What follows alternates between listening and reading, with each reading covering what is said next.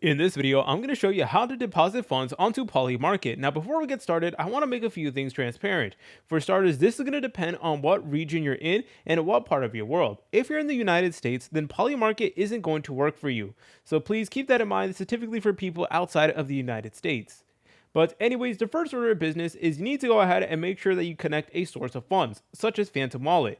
So I already do have Phantom Wallet connected over here on to Polymarket, but if you want to connect it, what you want to do is you want to open up Polymarket, go over here to where it says cash, and then if you're in a region where Polymarket is available, you're going to see an option that says deposit, and you want to go ahead and press on that. From there, you're able to use something like Phantom Wallet in order to actually go ahead and deposit funds. So let me go ahead and show you how it works. I recommend using Phantom Wallet. So you need to make sure you have funds on whatever you're trying to actually get. So if you're using Phantom Wallet, you need to make sure that your Phantom Wallet account does have funds, and you want to go ahead and press over here where it says receive.